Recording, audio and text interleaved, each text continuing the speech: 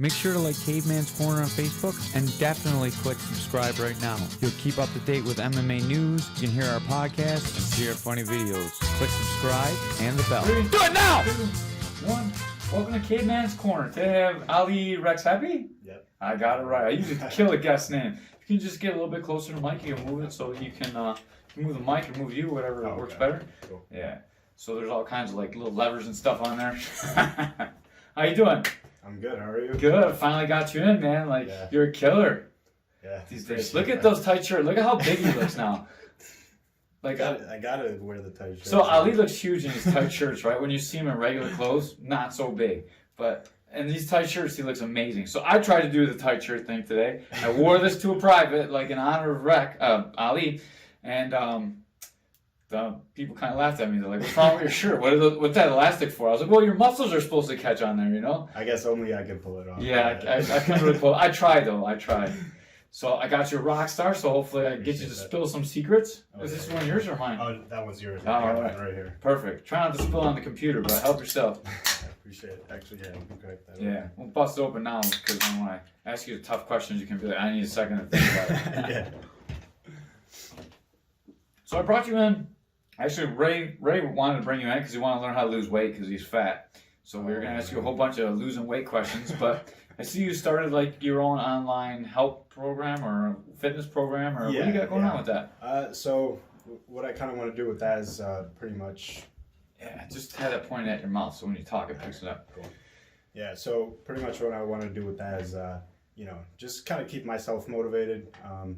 And I kind of want to share the things that I've learned through, fitness, fighting, and overall just kind of get myself moving, but also in the process I could help some people. So I thought it would be cool to, start something like that. And one of my friends kind of like got me started with that. He's like, yeah, man, I'll help you start your page. We can like link up, write things down to like things we can kind of videotape, whether it's like techniques or, podcast style stuff like this, you know what I mean? So definitely. Yeah. Well, hopefully I can get you started on the right track then, and you can get used to talking on the cameras and the mics and stuff. Cameras are kind of new. We didn't have those for a long time, so now we actually have to like wear clothes when we do it instead of be naked all the time, like when we did Dylan Freeman. But so are you looking to get clients, or are you just trying to do it online, or what's the deal with that? Yeah, I mean, if I can get more privates going, definitely it would be cool to kind of support myself in that sense, and it'll motivate me to do more for others, because if I got things coming in for myself, right, because I kind of have to focus on myself first, and then then I can kind of give that back to other people. So I think it's a win-win type situation. Right. So not only are you doing like fighting stuff, because I've seen the fighting stuff, I've seen the teep kick you did, but you did some of the dynamic stretching stuff that you do. If you guys don't know, Ali is like a goddamn gymnast. The stuff he can do with his body is pretty goddamn amazing. I think that's just from always being active growing up, playing manhunt, doing parkour. Just I've done like every sport, so that's definitely plays a big part into once I started martial arts. I kind of just carried that over. So yeah. I actually been scrolling through your stuff and like taking it, because I'm going to steal it for some of the stuff that I teach too. Oh, okay. Just so you guys know that it might come from Ali if I'm teaching it. But I really like what you're doing. I think it's a really cool thing. And Thank you. Hopefully, it helps pick up and you can get some work out of it. Yeah, for sure. That's definitely the goal, for sure. Yeah. You're like one of the best people to learn from. I know I keep like really selling Ali, but I really wanted to bring him in here to sell it anyways. But he is such a soft-spoken guy. When you train with him, you feel good. He just gives you like little compliments, and you feel good. I watch the people that he trains with. He's really, really good. Him and Alex both have just a special way to deal with people. It really, really works well. And hopefully more people come and train with you. It's really worth the money. Yeah, I would definitely, like to get more into coaching, of course. But in the process, I also want to work on my health and, get better overall as a person. So did all the injuries that you were suffering for a long time get you into doing all this stuff, or what really put you on this path of like really healthy body awareness? Yeah, it definitely is the injuries. I thought I was doing the right things for a while, being, not losing a fight for a while as an amateur, and then trying to go pro. And then, as I'm trying to go pro, then everything kind of broke down with my body and stuff like that. Or injuries in the past that I never took care of because I was being stubborn. And you know, I never had someone to be like, hey, Ali, you need to, you know, calm down and like train smart. You know, it was just like, for me, it was like go, go, go, because before that I felt like lost. Like I didn't feel like I wanted to do anything with school or anything like that. So once I started martial arts at 17, you know, like it just clicked with me and it took off from there. So like, you know, I didn't think anything of it, you know, but here I am now, you know, and hopefully I can share more things with other people. So you get a lot of teasing about being Albanian, especially from Alex. So can you talk a little bit about your background and tell that story? I'm sure a lot of people at the gym want to hear that one. Yeah, so I'm Albanian. I'm from Kosovo. A lot of people like to make fun of me and say I'm like Serbian, which is our enemies, which is actually the whole reason I kind of left Kosovo. Like, so I was almost 4 years old.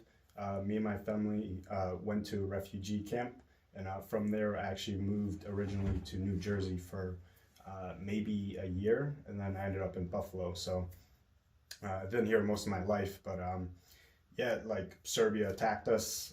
Apparently, my cousin has a cool story about saving me.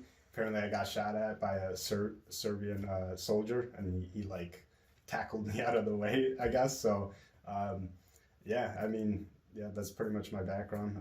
Still, my family's very traditional. I speak, you know, I speak somewhat fluent.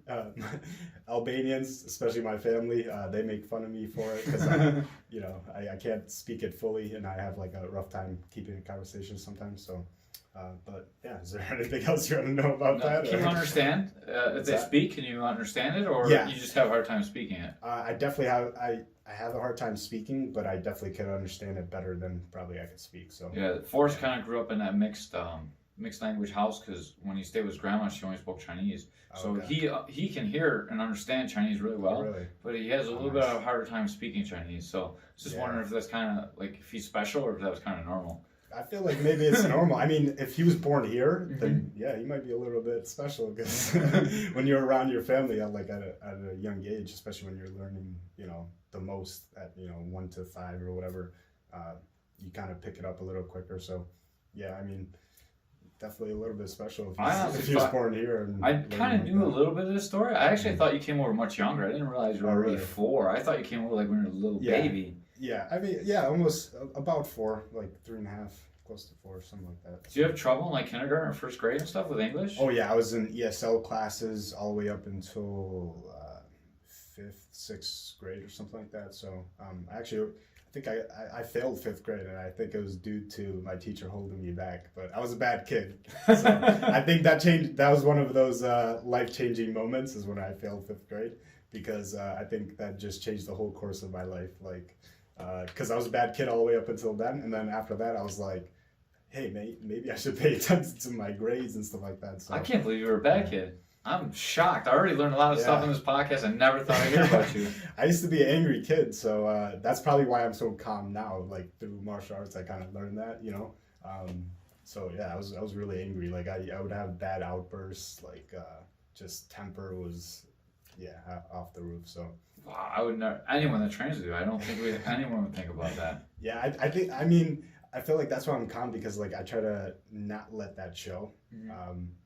Because at least now I know I have better control. So if I feel like it's rare that I get very angry. It's funny because I never used to go out until, you know, I started hanging out with Alex and stuff like that. So once I started going out with him, there was a couple situations, maybe 1 or 2, where we're just hanging out with guys from the gym at a bar or something like that. And yeah, I got really angry. I remember this specific moment. Actually, it was at a UB party or something like that. And yeah, I guess some guy like popped champagne right next to me and sprayed me. Ugh. And I didn't drink or anything like that. And I had like a button-up shirt, and I got so mad. Like everyone like just stopped and started staring at me, and they're like, oh crap, I've never seen this side of Ali.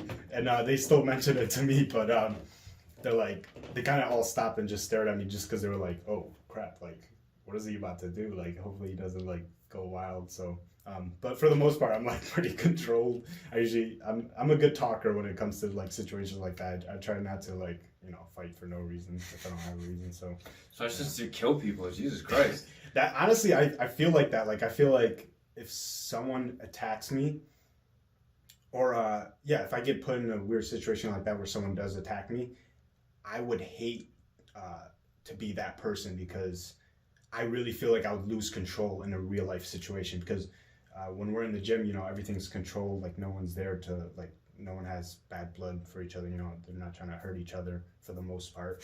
Or, I'm not trying to go snap someone's neck or something but I would hate, if anyone ever pissed me off and if I got to that point where I really had to use brute force, I would be afraid for that person, because I don't know what I would do, to be honest. You're so strong. I mean, you look small, but you're very strong. You're as strong as 85 pounder, probably. Because you're so flexible and strong in all those positions, even in when you're in a weak position, you're still strong. Yeah, I feel like I've always been kind of like that.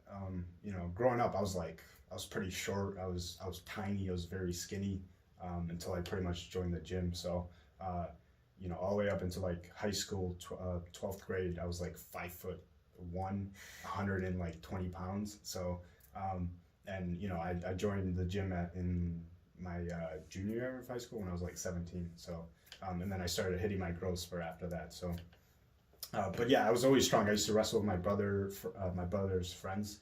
They would weigh 200 pounds. I remember one time picking one of them up on top of my shoulders and carrying them, and they're like, "Holy crap!" They're surprised that I could do that, being 120 pounds and so strong. Yeah. I looked super fragile, but I always had good strength. So I don't know, just good genetics, I guess. So I think that's why you get hurt a lot too. To be honest with you, you feel so strong. So even when you're going guys bigger than you, you feel like you're big. So people don't take it as easy as they would if they knew you were light, because you do feel like a strong guy. Yeah.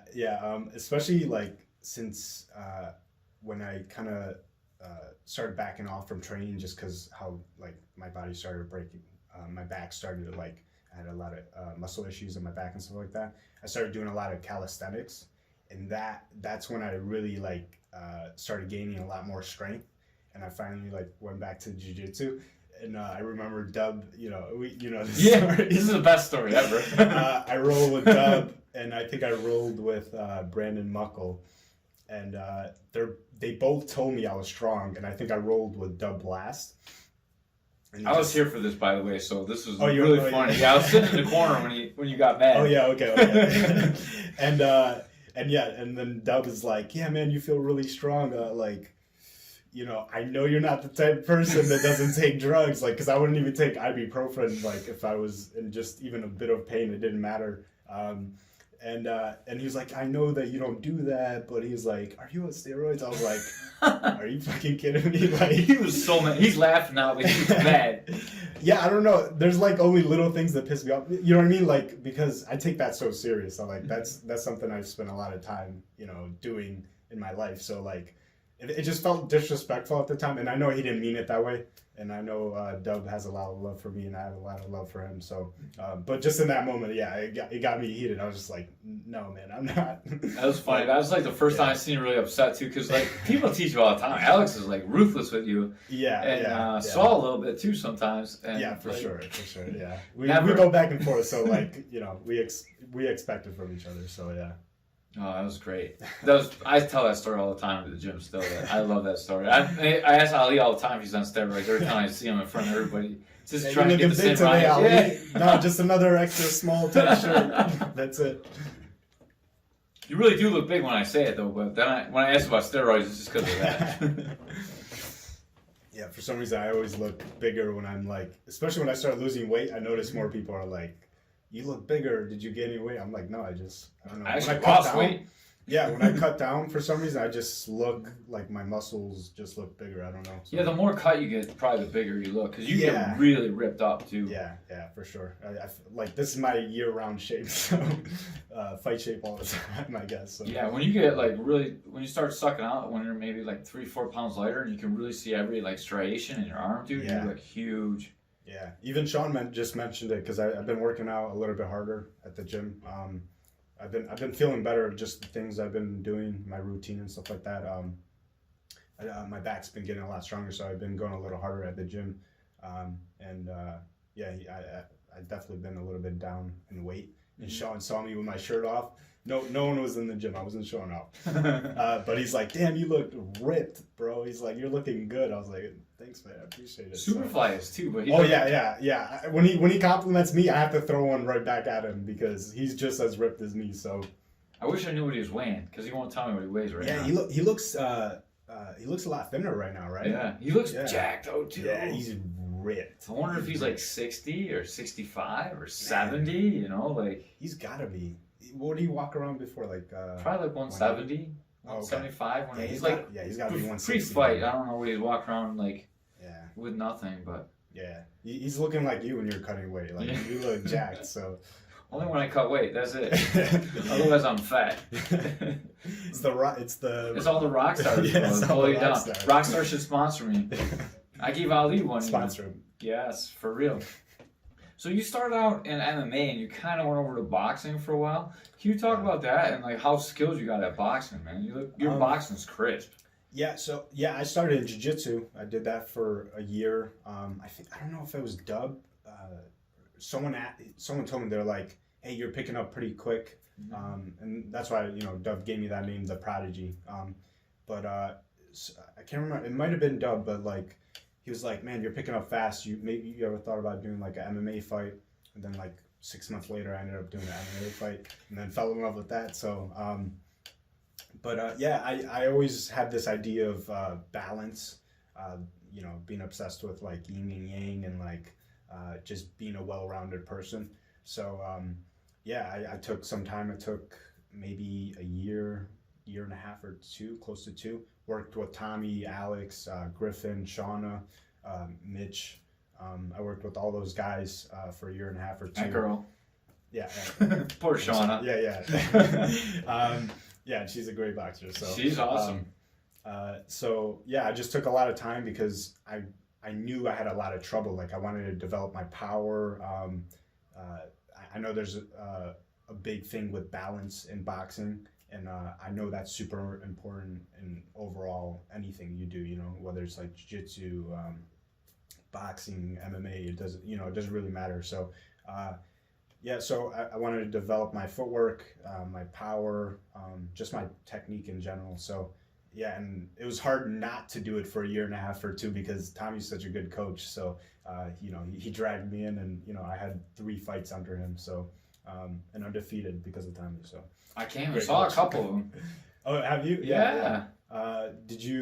Which ones did you get? I saw the knockout. The first one, right? Yes. Yeah, okay. I remember you came to that one. And then I was supposed to come to the second one, I think. And then I didn't come for some reason. And then I'm pretty sure I came to your last fight. Yeah, and I got got that there, one was brutal. I got there like right after you fought, I'm pretty sure. Yeah, that was a bad fight. I felt so good before that fight, and then when I went in there, it all went out the window. And because I've never like fought someone that put so much pressure on me, I'm usually the one like putting the pressure forward, and I just started swinging wild. But I was throwing some heat because I cut him up with what are we wearing? 12-ounce gloves, I think. Yeah, and he had a couple cuts. Damn. So but I was like, Alex made fun of me for that, and he still does now. He's like, you threw your uppercut from the floor up, and he's like, you're throwing uppercuts from hell. So that one fight, the one fight they had came to cage, you got real wild too. The Albanian anger came out a little bit, a couple times. Yeah. So he stunned me. He was throwing some wild punches, and he ended up catching me in the back of the ear. Mm-hmm. And I just remember hitting the ground with my palm, with my right hand. Came back up, he pressured me really hard, and I thought, okay, I need to hit him with something so he can get off of me. And so I loaded up my right hand and I swung, and he it barely missed him. So he kind of did a little bit of a lean back. I remember falling, and then I tangled up with him, and then I ended up finishing him 30 seconds later. So it worked out. I think to me it looked like the punch that he hit you with was he missed so bad, and when he brought his hand back, it hit you. Yeah, he did a really weird overhand hook. It just came out so far. Yeah. But I watched that tape, but I know it's on Mav TV. My friend has it saved, so I'd like to watch that again and videotape it. So Yeah, in my I phone. remember it live, and I was watching, like, so I was far away. It looked like Yeah. he missed you. Like, he missed with Really? the first punch, and he came back and hit you on a backswing. Oh, with the back. Oh, Yeah, yeah. like No. Yeah, he Yeah. just he straight up like caught me with the end of his punch, like his knuckles. So, yeah, that was a cool fun. That was a fun fight.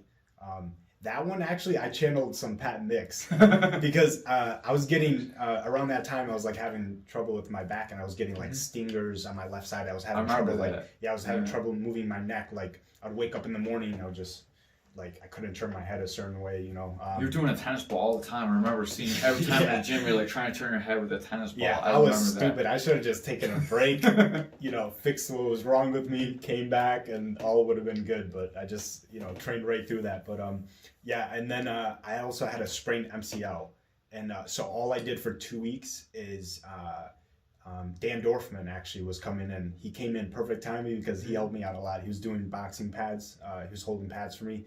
That's all I did is boxing. I would stay stationary, and I was just throwing combos, and I would wear a sweatsuit and stuff like that. And yeah, that's pretty much how I got through that like fight camp. And yeah, before I walked out, I was like thinking about Pat, how he feels before he walks out, and I was just like in the back, like breathing heavy, like trying to amp myself up. Yeah. Yeah, that was a fun fight though. So what was it like going through like your learning period? Going through your learning period of fighting and having Pat Mix in the gym all the time, like such a guy I look up to. Man, it doesn't like, you know, Pat is a superstar, but to me it just feels like we've been training forever. Like there is just you know, my training partner, my friend, you know what I mean? So nothing changes. Like we're just, you know, we're just putting that confidence in each other. And yeah, and it's nice to see that Pat Mix is you know, in Bellator now, and he just fought for the title, and he did incredibly well. So to see that and me, you know, training with him, and you know, we always have little wars and stuff like that. Oh my you God, know, you guys! You should charge admission for you guys' roles. They're so good. Yeah, and so to see that, it's like it gives me a good understanding of like where I'm at. You know what I mean? So even though I haven't reached that level that he's at, I'm on my own path, and you know, if I were to still get back into fighting, yeah, I can. At least I'll know where I'm at, and I have the focus for it. So you know, the only issue would be just my health. So if I'm healthy, of course I'm coming back to fighting. So there's no doubt about that. That's a great segue into what I'm about to ask you. So we've all been on a shelf for a long time because of COVID, and COVID is making it very difficult to train. So it's probably hard to tell where exactly you are with your health and how everything's going with your training. But do you think you're going to be back this year? Or do you think COVID's going to keep you on the shelf most of this year? I know it's been pretty difficult to train even. Like getting good training is very tough right now still. Yeah. So to be honest, I probably won't get back to fighting, but I think that's just something I'm also telling myself at the moment. I mean, I'm only 25, so I haven't even hit my prime. But yeah, my goal right now is, you know, work on other things. You know, the thing I talked about is that, you know, that balance. So before all I focus is on fighting. So now I think is the time where I can focus on, you know, my family, my relationships with friends, you know, my relationship with my health and things like that. So if I can get those things in order, I think things will fall into place for me. If I'm meant to get back to fighting, I will. Who knows? Maybe I'm meant to coach, or you know. But yeah, the time that when I was struggling with my health and stuff like that, you know, two things I wanted to do through fighting was, you know, maybe get into some action movies and that's you for sure, dude. Yeah, and traveling. So, well, go ahead. I was gonna say you got the look to be in action movies, and the way you move is very artistic. Some people they're just pluggers and they move. Hang on a second, we lost the audio. Gotta pause for 1 second here.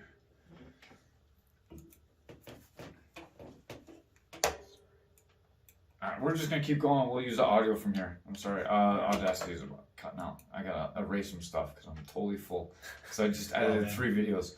That sucks. So I'll cut this out of these 2 videos when we're going. But so where were we at? Oh, I was just saying you You're a great action. Blah blah blah. All right, cut and go. So when you move, it's very artistic. A lot of guys they just move like they're like they're fighters, but you move like you're an action star, a movie star, dude. You are so cool when you move. It's like art in motion. Alex is kind of like that when he boxes, but you're like that with every movement you do. So like when you kick, it looks like that. When you move around, when you're moving in the cage, it looks like that. When Alex is boxing, he looks like that. When you walk around the gym, you look like that. So I definitely think that's something that you could actually do. Yeah. So yeah, at that time, like when I started backing away from that, I was like, all right, so I'm gonna travel, and I always wanted to go to Montreal because I my favorite fighter, George St. Pierre. For sure. So I wanted to, go train out there, even meet Faraz Zahabi, because I love his mentality. I feel like he thinks very much the way I think. So I went out there, no intentions to really train. I kind of thought I would show up and, see the gym and maybe meet those guys over there. But I did end up training, and I had some back issues at the time. I had a really bad muscle spasm, and it was causing some problems in my neck. And first day I go there, I train, and I hurt my neck. Ugh. Excuse me, the rock star. And but there was something really nice about going there and traveling there. First of all, everyone there was great.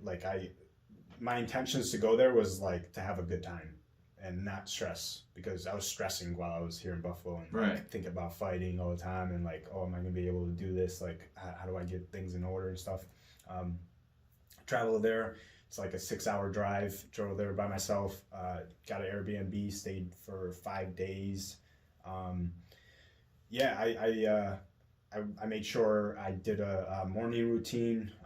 I wrote things down that I wanted to accomplish in that day. Took cold showers, just did the whole thing, just to get through it. Get through it, have a good day, and enjoy myself. And I told myself, I was like, if I go there, I gotta talk to strangers, do the whole thing. So I had a really good time. I ended up training there. Actually, the day I was supposed to, I was gonna go in to the gym. George St. Pierre was there, but I didn't really get to see anyone because everyone everyone was fighting. Most of the guys were fighting on the UFC card in Ottawa. Right. Which is 2 hours away. So I didn't get to really see any of the fighters. It was a Saturday, and I tried going in at 5 o'clock, and I forgot what day I showed up. They're just like our gym. They close early. Yeah. And George St. Pierre is taking a picture with everyone and shouting out all the guys fighting on the UFC card in Ottawa. And I was like, damn. And I was like, the gym's closed. That means, because they closed early, and I was trying to go 5 o'clock. So I didn't get to meet him. But I had a good time. I worked out, ran. But that day the first day I hurt my neck, went home, searched up YouTube, or went to my Airbnb, searched up YouTube stuff. Ended up making my back feel way better. I also have my So Right. I don't know if you know what that is. I don't know what that is. But that thing's awesome. It's a little tool. It's for your psoas muscle. Uh-huh. It just releases all the tension there. Nice. And do you lay on it, roll, or you just? Yeah, you can lay on it. You can use it for your shoulders, your neck. You can use it for a bunch of things. But mainly it's to release that psoas muscle is. For this part of your oblique. I know. Yeah, I know what the muscle is, but I don't know what that tool. You have to bring it in and show me. Yeah, I guess people, it naturally just causes a lot of strain, and it can actually break your posture because it's stressing out so much that it's pulling in. Sorry, I just no worries. And I guess it causes a lot of tension, and it can cause lower back problems. Just a bunch of other things. Tightens up a bunch of other muscles, and that helped me out a lot. I used that while I was there. And then I also started acting classes. So it's been almost a year, but I guess I was only doing it for 6 months until COVID hit. So, damn, you should have done a commercial with us. Commercials were flit. Well, actually, I did a movie over the summer, but we're reshooting it, but because we lost one of the cast members and just a lot of things. That was a super stressful time, but all those guys that I met there are from Buffalo and stuff like that. So they were super cool guys, and I think one of them is watching. Garrett, if you're watching, what's up, bro? It's gonna be sweet. Yeah, and so we're gonna shoot that during springtime, and and yeah, hopefully, I'm just trying to do a bunch of other things because I used to always watch like UFC fighters, like, or not even UFC fighters, just guys at Bellator and stuff like that do interviews, and you'll hear like, oh, I got, the side business and I do this and art and whatever. I'm like, man, that sounds cool. Like, how is he so focused on this one thing and then also doing all these other fun things? And so, hey, maybe that's what I'm building up right now. Maybe I'm doing all these cool other things, and then there'll be a time and place where I make it to the UFC or Bellator or something like that, and who knows. For sure, you definitely could do that if you make it. Or I think you have a good future in coaching too. I mean, right before COVID hit, and we were working with the fighters, me and you, we had a lot of good talks right outside the gym about what to do to make people better, dude. And you are right on the money with your coaching too. Yeah, that's another thing I want to do with my Instagram page. Like talks like this. Like I want to be able to share my my mentality before going into fights, or what things made me successful in my training. And what things didn't make me successful, in my training. So I got a lot of those for you guys. What didn't make me successful? Yeah, exactly. Too many of these. Man, what's funny? I used to be super addicted to like monsters before I joined the gym. Yeah. And I cut out pop and stuff at that time. I used to get terrible cramps and stuff like that. So I was like, all right, I gotta quit pop. And but I used to drink monsters all the time, and I told myself after every fight I'd go get a monster. I have a picture on my Facebook. It was my Facebook profile after I fought Brandon Muckles. That was a great fight, by the way. Yeah, one of the best in UFC history. And I broke my foot, right? So my cousin takes me to Tops. And I'm riding the little golf cart thing. What do you call them? Like a scooter. Yeah, the little scooter. And I have two monsters in there. Like my foot's swollen. I'm like with my belt. My cousin's like, "Yo, bring your belt in Tops." I was like, "Okay." I had it over my shoulder. I'm riding in there. Oh my god! I'll have to send you the picture if you don't know what I'm talking about. Yeah, I'll put that right in here if you send it to me. Alright, cool. That'd be great. Yeah, and I'm just riding around with two monsters in my car. That's all I grabbed. Yeah, it was funny, but yeah, that's how I celebrate. Is I'll get a monster after. So, yeah, I was pretty addicted to monsters before that. I have a problem with Rockstar, so I definitely understand you 100%. Coffee's the thing now for me. Dude, I was on coffee for a long time. I hated it with my pee smell. Can't stand pee coffee smell. Yeah. So I stopped drinking coffee. It just reminds me to get another cup. So if I drink this, I usually try and drink like 2 gallons of water. Well, not 2 gallons, but at least a gallon of water. Yeah. With the Rockstars, my pee comes out pretty clean still. Really? So I don't think it's too bad. Even though I drink like 5 or 6 of them a day. Really? Yeah. It's not bad.